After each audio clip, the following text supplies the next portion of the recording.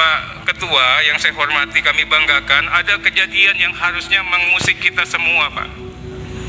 Apa itu? OTT palsu, Pak, yang dilakukan oleh Kejaksaan Tinggi Bali. Pak Habib, saya minta nanti diputerin. Tidak ada OTT, Pak.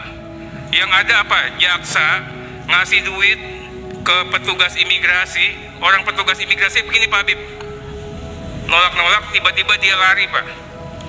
Nggak ada, beberapa saat kemudian tiba-tiba dia bawa, mana uangnya, berapa jumlah uangnya. Petugas itu mengatakan, kami nggak tahu jumlahnya, uang saya dilemparin duit begitu, Pak.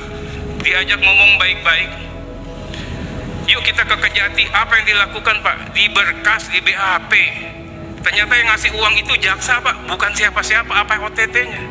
Yang baju hitam itu jaksa. Disuruh kumpul, nih buat 86, buat damai, kumpulin duit. Terkumpullah uang, Pak, 79 juta. Yang di press release-nya Kejaksaan Tinggi itu adalah 100 juta. Ini pemalsuan lagi, Pak. Saya ingin tahu motifnya apa, siapa pemainnya. Itu loh. Ini minta kita usut. Kalau itu yang Bapak katakan buat panja, netral panja, ini yang kita panjakan, Pak. Tidak boleh ada institusi negara menyerang kehormatan institusi lain. Apa tahu angka 120 juta, 60 juta per bulan itu anggota tim, satu tim kasih riksa itu 80 orang. Saya tanyakan, Anda paling beli apa? McDonald. Boro-boro Bang McDonald, nasi bungkus saya nggak cukup uang segitu. Seandainya kekumpul 60 juta per bulan sekalipun, Pak. Ini yang harusnya kita bicarakan di ruangan ini. Bicarakan fakta, Pak. Kami mohon Pak Dirjen, ini dilakukan perlawanan, Pak Menteri melawan. Ada apa ini? Ini konyol, Pak. Saya minta betul, Pak. 200.000 dilakukan oleh Kejaksaan Tinggi, bukan Kajari, bukan Kacap Jari, Pak. Ada motif apa? Profiling itu jaksanya, rumahnya di mana, rumahnya mewah apa enggak? Itu dong yang dilakukan perlawanan. Kasih tahu 200.000 yang pungut itu, Pak. Pak Jaksa Agung masuk ke sana ngasih duitnya lebih dari 250.000, 1 juta lebih, Pak. Tamu-tamu kejaksaan, jangan-jangan tamu-tamu yang tidak pantas sebagai tamu VIP juga dilayanin, Bapak fotoin besok, Pak. Itu loh. Ini yang saya katakan, kita tidak boleh begini diam saja. Pak Silmi ini 2 kali, Pak.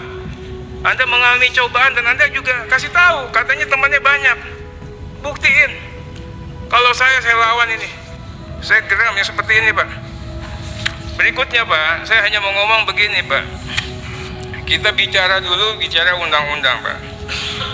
Penerbitan pas bandara itu harus, ya, yang melewati area imigrasi seharusnya harus seizin Kepala Kantor Imigrasi, Pak Silmi, sesuai amanat Undang-Undang 6 2011.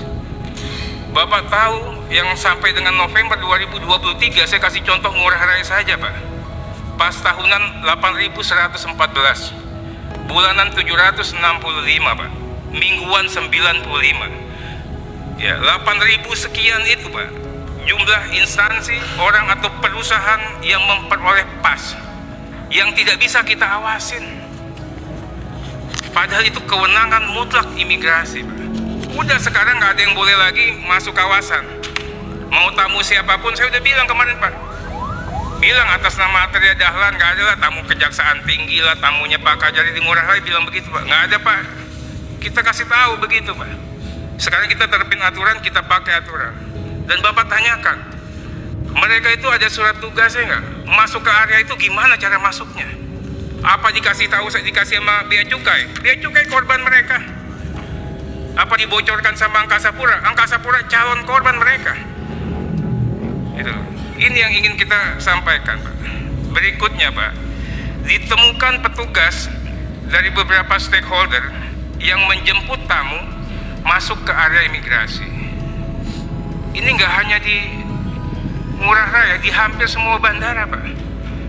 Mereka adalah subjek di luar subjek yang ditentukan tanpa dilengkapi surat tugas. Petugas tersebut tidak menjemput tamu, Pak. Bahkan tidak menjemput tamu secara kedinasan atau resmi mewakili institusinya. Ini kejadian. Ini biang masalah. Berikutnya, Pak, kami ingin juga, ya, minta atensi, tidak ada kontrol, ya, manual maupun elektronik terhadap penggunaan pas-pas bandara tersebut saat keluar masuk area imigrasi. Diperparah lagi Pak, tidak ada pintu khusus untuk memasuki area imigrasi. Akibatnya area imigrasi menjadi tidak steril. Itu lucu, Bapak, Pak Menteri, Pak Dirjen minta izin pimpinan puterin video OTT-nya. Itu konyol banget Pak. Dan bagaimana dia megang tangan begitu Pak? Saya katakan, wah kalau ada saya kita ribut dulu di situ Pak, sebelum saya ditangkap Pak. Itu sadis banget, nggak punya moral, saya katakan begitu. Berikutnya Pak Dirjen, kami minta tolong ya penambahan jumlah atas atau staf teknis. Kita ini baru dari Amerika Pak ya, di perwakilan RI di luar negeri. Kenapa? Karena luas wilayah kerjanya begitu luas. Tersebarnya WNI yang tidak dapat dilayani secara maksimal Pak. Kepala bidang, atase, staf teknis di perwakilan RI di luar negeri itu memiliki beban kerja yang ekstra. Jadi mungkin perlu dipertimbangkan Pak. Permintaan layanan, informasi, konsultasi itu begitu heavy-nya sehingga mereka kesulitan melakukan pelayanan dengan baik Pak Silmi. Ini mohon diadres Pak. Kemudian berikutnya adalah mengenai masalah kesejahteraan Pak. Ini penambahan rumah dinas dan pemunculan kembali uang sewa rumah dinas itu mutlak Pak Menteri. Karena tidak semua wilayah memiliki rumah dinas Pak, sesuai dengan jumlah pejabat yang ada. Sekarang anggaran uang sewa pun sudah dihapuskan. Berikut, pendirian kantor imigrasi di tingkat kabupaten kota, khususnya bagi daerah yang tinggi pekerja migran Indonesia. Kami punya wilayah di Kabupaten Tulungagung misalnya, itu angka PMI-nya tinggi. Sekarang dilayaninya oleh Blitar. Itu alangkah baiknya itu punya satu sudah dapat Pak.